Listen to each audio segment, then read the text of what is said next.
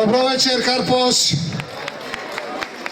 Тука сум вечерва во името на ВМРО Народна партија да ве поздравам и да ви кажам дека нашата подршка, нашиот глас на овие избори оди за Андреј Петров за општина Карпош,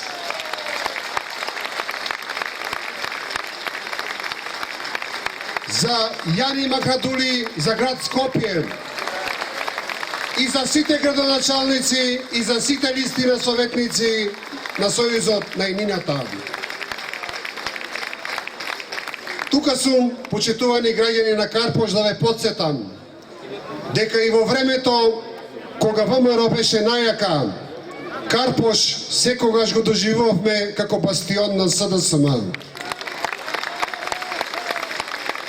Како што во овие 20 години го доживувавме како бастион на СДСМ, ви посакувам и ве повикувам овој пат да биде бастион на Сојузот за иднината и на 24-ти во првиот круг триумфално да победиме.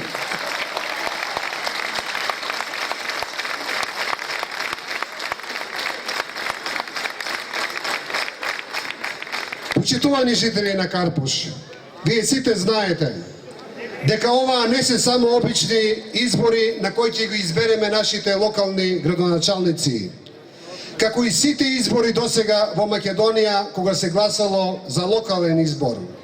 Како и секде во светот, секогаш треба да знаеме дека гласањето е и за онаа што се случува во нашата држава. Ова е избор. Дали ја подржуваме и владата на Република Македонија, дали сме задоволни од нејзината политика и конечно,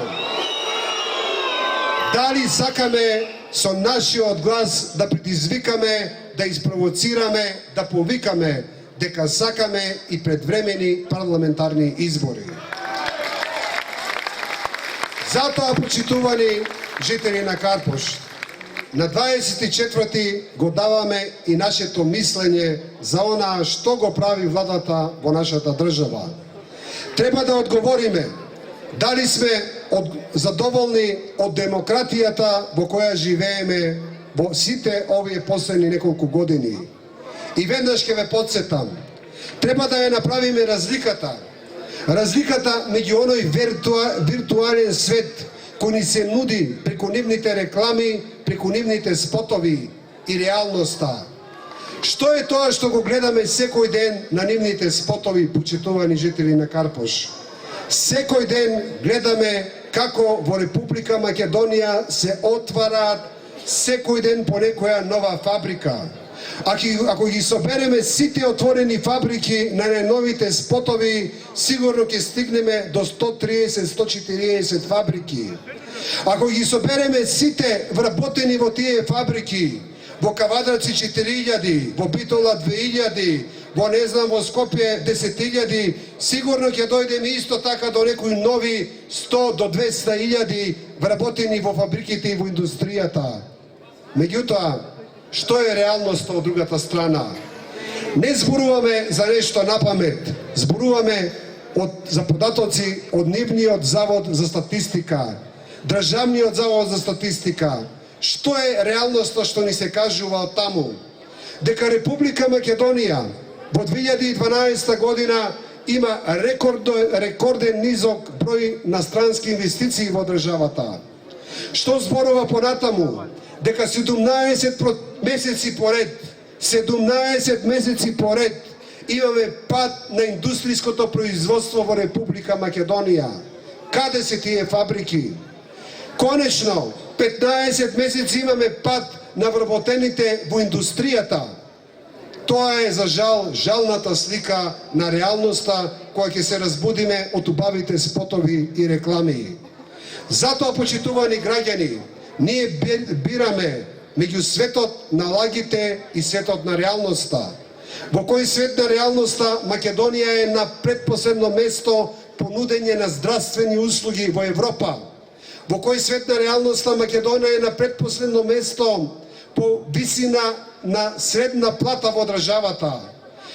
Во светот на реалноста според кој Македонија живее најмизерен живот по степен на сиромаштија во Европа.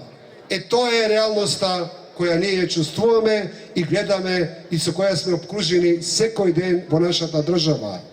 Светот на реалност на кој ни кажува дека во јануари Управата за приходи има собрано 49 милиони евра помалку од она што го планирало во даноци за приход. Што зборува тоа? Тоа зборува дека македонската економија го губи здивот, дека македонскиот народ ја губи економската моќ и економскиот просперитет. Затоа, почитувани граѓани, меѓу се друго, ние на 24 го бираме нашиот избор. Сакаме ли да сонуваме лажни слики и спотови кои ни ги нудат, или сакаме да се соочиме со реалноста и конечно со победа да ја направиме и нашата промена. Да живее Карпош, да живее Скопје, да живее Македонија!